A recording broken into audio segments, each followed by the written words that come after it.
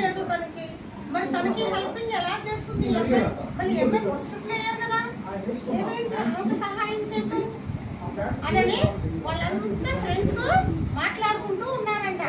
మాట్లాడుకుంటుంటే ఈ అమ్మాయి అనుకుందంట, ఎవరు ఏమైనా అనుకోని, ఎవరు ఏదైనా మాట్లాడుకోను, మా ఫ్రెండ్స్ ఏదైనా అనుకోను, కానీ నేను ఆ అమ్మాయికి హెల్ప్ చేయాల్సిందే.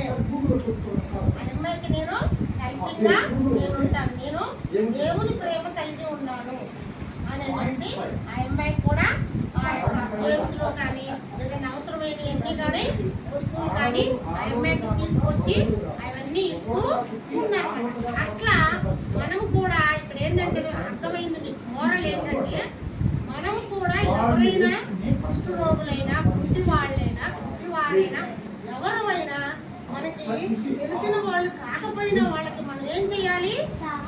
సహాయం చేయాలి, హెల్పింగ్ చేయాలి. మన ఫ్రెండ్స్ ఇప్పుడు మనం క్లాస్లో కూర్చున్నప్పుడు మనకి ఇప్పుడు నువ్వు బాగా చదువుతున్నావు, ఆ ఎంఏకి సరిగ్గా మ్యాథ్స్ రావట్లేదు, లేకపోతే ఇంగ్లీష్ చదువులో రావట్లేదు, ఏదో సబ్జెక్ట్ రావట్లేదు, ఇప్పుడు నువ్వేం చేయాలి? దానికి హెల్ప్ చేయాలి.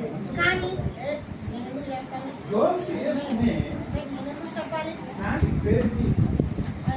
సార్తో తమ్ముడు తినాలి, లేకపోతే టీచర్తో మాటలు పడాలి, ఏదో కూడా తిట్టాలి అవుని అని ఈగో మనలో ఉందనుకో, మనము దేవుడు నువ్వెంత చదువుకున్నా దేవుని ప్రేమ కలిగి లేకపోతే అదంతా దేవుని దృష్టిలో ఏంటది?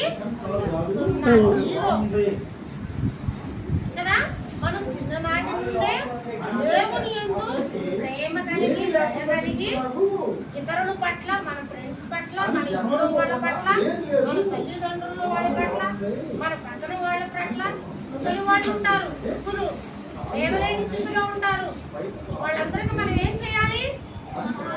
సహాయం చేయాలి, హెల్పింగ్ చేయాలి. ఎక్కడో చేయనవసరం లేదు, మన ఇంట్లో వాళ్ళకి, మన చుట్టుపక్కల ఉన్న వాళ్ళకి మనం సహాయం చేయకపోతే దేవుడు మనలో ఎలా ఉంటాడు? దేవుని ప్రేమ మనం ఎలా కలిగి ఉంటాము కదా. అట్లాగే మరి ఈ రిక్కా జీవితంలో కూడా ఏం చేసింది? ఏం కలిగి ఉంది? వాళ్ళందరికీ ఆ యొక్క ఒంటెలకి అంతమంది అన్ని ఒంటెలకి నీళ్లు పోయాలంటే మరి బావిలో నుండి చేతి మెట్లెక్కి లోపలికి దిగి మెట్లలో నుంచి కిందకి దిగి ఏం చేయాలి? ఆ నీళ్లు